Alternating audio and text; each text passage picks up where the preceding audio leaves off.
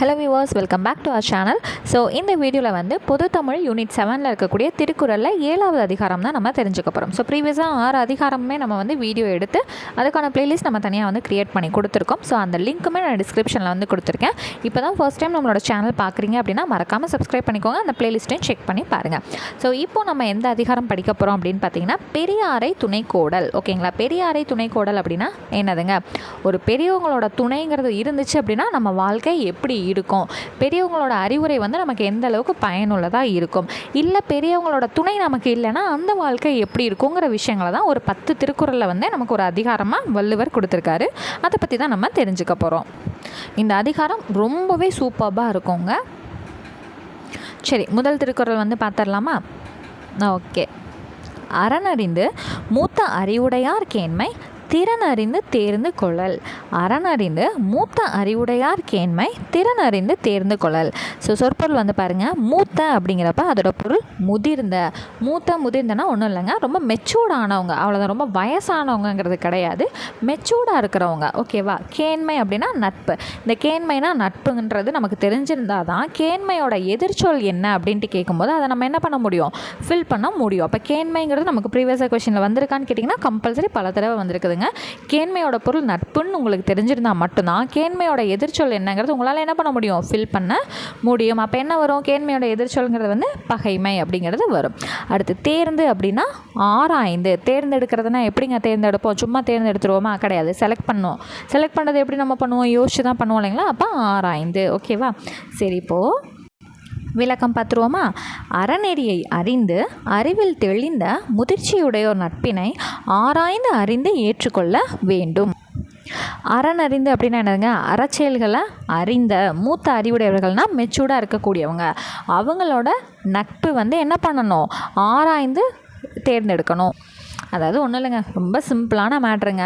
ஒரு ஃப்ரெண்ட்ஷிப்பை வந்து நம்ம தேர்ந்தெடுக்கணும். அப்போ அந்த ஃப்ரெண்ட்ஷிப்பை எப்படி எடுக்கணும்? நல்லா ஃபன் பண்ணிட்டு ஜாலியாக இருக்கிற மாதிரி அப்படி எடுக்கக்கூடாது. லைஃப்பில் ஒருத்தவங்களாவது நமக்கு அட்வைஸ் பண்ணக்கூடியவங்களாக இருக்கணும். இப்படி போனால் நீ அந்த அடி வாங்குவ, இப்படி வந்தால் உன் வாழ்க்கை நல்லாயிருக்கும், அந்த சொல்கிறதுக்கான மெச்சூரிட்டி உடைய ஒரு ஃப்ரெண்ட்ஷிப் வந்து நமக்கு தேவை இல்லையா? அதுதான் அறனறிந்து அறவழிகளை அறிந்த மூத்த அறிவுடையவரோட நட்பு நமக்கு தேவை. அந்த மாதிரி பர்சனை நம்ம எப்படி செலக்ட் பண்ணணும்? ஆராய்ந்து செலக்ட் பண்ணணும். ஆராயாமல் செலக்ட் பண்ணோன்னா நம்ம வாழ்க்கை எப்படி போயிடும்? நரகமாக மாறிடும். எப்போவுமே ஒருத்தவங்களுக்கு ஒரு நல்ல தோழனோ ஒரு தோழியோ இருந்தாங்கன்னா அவங்க வாழ்க்கை வந்து எப்போவுமே பிரைட்டாக வந்து இருக்கும் இல்லைங்களா? அதை பற்றி சொல்லக்கூடியதான் இந்த அதிகாரமே. இப்போ இந்த குறளுக்கான பொருள் வந்து உங்களுக்கு புரிஞ்சிருக்கும் இல்லையா? அறனறிந்து மூத்த அறிவுடையார் கேண்மை திறனறிந்து தேர்ந்து கொள்ளல். எப்போவுமே நம்ம ஏன் முதல் திருக்குறளை வந்து ரொம்ப டீட்டெயில்டாக எக்ஸ்பிளைன் பண்ணுறோம் அப்படின்னா அப்போ தான் அந்த அதிகாரத்தோட புரிதல் என்னங்கிறது உங்களுக்கு தெரியும் இல்லையா? அடுத்து மீதி இருக்க 9 குறளை நம்ம என்ன பண்ணலாம்? டக்குன்னு போயிடலாம். அதுக்காக தான். ஓகேங்களா? அடுத்து 2வது குறள். உற்ற நோய் நீக்கி உறாமை முற்காக்கும் பெற்றியார் பேணி கொளல். உற்ற நோய் நீக்கி உறாமை முற்காக்கும் பெற்றியார் பேணி கொளல். நோய் அப்படின்னா துன்பம். ஓகேவா? உறாமை அப்படிங்கிறது வந்து துன்பம் வராமல். பெற்றியார் அப்படின்னா பெருமையுடையவர். இது வந்து ஒன்றுமே இல்லை, ரொம்ப சிம்பிளான கான்செப்ட் தான். ஏற்கனவே என்ன நடந்துச்சு, இதுக்கு மேலே நீ என்ன பண்ணால் என்ன நடக்கும் அப்படிங்கிற விஷயத்த ஆராய்ந்து நல்வழிப்படுத்தக்கூடிய மாதிரி ஒரு ஃப்ரெண்ட்ஷிப்பை தான் நம்ம தேர்ந்தெடுத்துக்கணும் அப்படிங்கிறத சொல்கிறாரு. விளக்கத்தை இன்னும் கொஞ்சம் தெளிவாக பார்ப்போமா? தமக்கு வந்த துன்பத்தை போக்கி இனி மேலும் துன்பம் வராதவாறு முன்னதாகவே காக்கும் தன்மை உடையாரை போற்றி நட்பாக்கி கொள்ளுதல் வேண்டும். ஏற்கனவே எனக்கு ஒரு பிரச்சனை ஆயிடுச்சு, அந்த பிரச்சனையும் அவங்க தீர்த்து வச்சு இதுக்கு மேலே நம்ம பிரச்சனையில் போய் மாட்டிக்காமலும் நம்மளை வந்து ப்ரொடெக்ட் பண்ணுற மாதிரியான ஃப்ரெண்ட்ஷிப்பை நம்ம பார்த்து தேர்ந்தெடுத்துக்கணும். ஓகேங்களா? அவ்வளோதான். அடுத்தது, அரியவற்றுள் எல்லாம் அரியதே பெரியாரை பேணி தமரா கொள்ளல். பேணினா என்னதுங்க? போற்றி. தமர் அப்படின்னா உறவினர். இது இந்த தமர் உறவினருங்கிற சொற்பொருள் வந்து நமக்கு ரொம்பவே இம்பார்ட்டண்ட்டான ப்ரீவியஸ் கொஷின். ஓகேங்களா? சரி, இப்போ என்ன சொல்லியிருக்காங்க விளக்கத்தில்? அறிவார்ந்த பெரியோரை போற்றி உறவாக கொள்ளுதலே ஒருவர் பெற வேண்டிய அரிய பேர்களுள் எல்லாம் அரிய பேராகும். நமக்கு கிடைக்க வேண்டிய அரிய செல்வங்கள் இருக்கும் இல்லைங்களா? அந்த மாதிரி விஷயங்களில் நல்ல ஒரு மெச்சூர்டான ஃப்ரெண்ட்ஷிப்புங்கிறது அரிய பேர்களில் ஒரு அரிய பேர் அப்படிங்கிறத இங்கே மென்ஷன் பண்ணுறாங்க. வேறு ஒன்றுமே இல்லை. அரியவற்றுள் எல்லாம் அரியது. ரொம்ப ரேரஸ்ட்லேயும் ரேர் என்னென்னா ஒரு நல்ல ஒரு மெச்சூர்டான ஒரு பர்சனை நம்மக்கிட்ட ஃப்ரெண்ட்ஸாக வச்சுக்கிறது. தமர் அப்படின்னா என்னது? உறவினர். இங்கே நம்ம வந்து புரிகிற மாதிரி சொல்லணும்னா ஃப்ரெண்ட்ஷிப் அப்படின்னு சொல்லிக்கலாம். ஓகேங்களா? புரிஞ்சுதுங்களா? அரியவற்றுள் எல்லாம் அரியது என்னதுங்க? ஒரு நல்ல மெச்சூர்டான ஒரு ஃப்ரெண்ட்ஷிப் வந்து நமக்கு கிடைக்கிறது தான். ஓகேங்களா?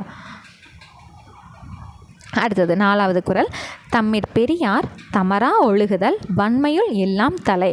இந்த திருக்குறள் வந்து நமக்கு ப்ரீவியஸ் கொஷனில் வந்து ப்ளேஸ் ஆகிருக்குங்க. அதுவும் எப்படி ப்ளேஸ் ஆகிருக்கு அப்படின்னா, ஒரு லைன் கொடுத்துட்டாங்க, இன்னொரு லைன் வந்து நமக்கு மிஸ்ஸிங் லைன் மாதிரி கொடுத்துட்டு அதை வந்து நம்ம செலக்ட் பண்ணுற மாதிரி இருந்துச்சு. ஓகேங்களா? ஸோ அதனால் இதை தெளிவாக படித்து வச்சுக்கணும். தம்மிற் பெரியார் தமரா ஒழுகுதல் வன்மையுள் எல்லாம் தலை. வன்மைனா வலிமைங்கிறது நமக்கு நல்லாவே தெரியும். இன்னொரு பக்கம் வந்து படிக்கும்போது துன்பம்னு படிச்சிருப்போம். இங்கே வந்து வன்மைங்கிறது வலிமையை குறிக்குது. ஒழுகுதல்னா ஏற்று நடத்தல், தலைனா சிறந்த பண்பு சிறப்பு, இந்த பொருள் தான். ஓகேங்களா? சரி, தம்மிற் பெரியார் தமரா ஒழுகுதல் வன்மையுள் எல்லாம் தலைனா தம்மை காட்டிலும் அறிவில் சிறந்த பெரியோரை உறவினராக ஏற்று நடத்தலே வலிமைகளுள் எல்லாம் சிறந்தது. ஆமாம், நம்மளை வந்து ஒரு நல்வழிப்படுத்தி நம்மளை கொண்டு போகிறதுக்குன்னு ஒரு ஆள் இருந்தாங்க அப்படின்னா நம்ம லைஃப் எப்படி இருக்கும்? நல்லா இருக்கும். அப்போ நம்ம செலக்ட் பண்ண நம்பர் வந்து சரியானவங்களாக இருக்கும்போது நமக்கு லெஃப்ட் கை ரைட்டு கையாக வந்து செயல்படுறவங்களா இருப்பாங்க இல்லைங்களா? அதுதான் வலிமைகளில் சிறந்த வலிமையாக வந்து யார் இருப்பா? நம்மளோட பெரியோர். பெரியோர்னா அதான் சொல்கிறேன் இல்லைங்களா, ரொம்ப வயசானவங்க, மூதாட்டி, தாத்தா அப்படி கிடையாது. மெச்சூர்டாக இருக்கக்கூடியவங்கள தான் இங்கே பெரியாரை துணைக்கோடல்னு வந்து சொல்கிறாங்க. அப்போ தம்மிற் பெரியார் தமரா ஒழுகுதல் வன்மையில் எல்லாம் தலை. நம்மளோட நல்லா மெச்சூர்டாக இருக்க ஃப்ரெண்ட்ஷிப்பை நம்ம எடுத்துக்கிட்டோம் அப்படின்னா நம்ம வாழ்க்கையில் ஒரு வலிமை வந்து சேர்ந்த மாதிரி இருக்கும். அவ்வளோதான். அடுத்தது, சூழ்வார் கண்ணாக ஒழுகலான் மன்னவன் சூழ்வாரை சூழ்ந்து கொள்ளல். ஸோ சூழ்வார் அப்படின்னா என்னதுங்க? அறிவுடையார். சூழ்ந்து கொள்ளல்னா நட்பாக்கி கொள்ளுதல். தக்க ஆராய்ந்து கூறும் அறிஞர்களையே உலகம் கண்ணாக கொண்டு நடத்தலால் மன்னனும் அத்தகையோரையே ஆராய்ந்து நட்பாக்கி கொள்ள வேண்டும். உலகத்தில் இருக்க அத்தனை பேருமே யார் கூடங்க ஃப்ரெண்ட்ஷிப் வச்சுக்கணும்னு நினைப்பாங்க? நம்மளோட அடி முட்டாளோட ஃப்ரெண்ட்ஷிப் வச்சுக்கணும்னு நினைப்பாங்க? கண்டிப்பாக கிடையாது. நல்ல அறிவுடையவங்களோட ஃப்ரெண்ட்ஷிப் வச்சுக்கிட்டா தான் நம்மளும் அடுத்தடுத்த லெவலுக்கு வந்து போக முடியும், முன்னேற முடியும், வாழ்க்கையில் வந்து செட்டில் ஆக முடியும், நல்ல வழியில் நடக்க முடியும். இப்படி தான் நினைப்பாங்க இல்லைங்களா? ஸோ அப்படி இருக்கும்போது உலகமே அப்படி நினைக்கிது அப்படின்னா மன்னனும் எப்படி தான் நினைக்கணும்? தன்னை விட அறிவுடையவர்களை ஆராய்ந்து தேர்ந்தெடுத்து நட்பாக்கி கொள்ளணும். அவ்வளோதான். சூழ்வார் அப்படின்னா அறிவுடையவர். சூழ்ந்து கொள்ளல் அப்படிங்கிறது எங்கெங்கே இருக்குது? இங்கே இருக்குது. தன்னை விட அறிவுடையவர்களை வந்து நட்பாக்கி கொள்வது தான் மன்னனுக்குமே வந்து நல்லது. அந்த மாதிரி இருக்கக்கூடிய நபரை தான் ஆராய்ந்து நட்பாக்கி கொள்ளணும். சரிங்களா? அவ்வளோதான். அடுத்தது, தக்கார் இனத்தனாய் தானொழுக வல்லானை செற்றார் செயக்கிடந்த தில்.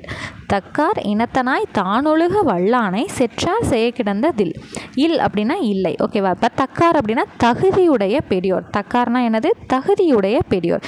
செற்றார் அப்படிங்கிறது பகைவர். இது வந்து நமக்கு இம்பார்ட்டண்ட்டானது. ஓகேங்களா? செற்றார் அப்படிங்கிறது வந்து பகைவர். ஓகேவா? இது நல்லா மனப்பாடம் பண்ணி வச்சுக்கோங்க. சரி, இப்போ பொருள் வந்து பார்த்துருமா? விளக்கம்.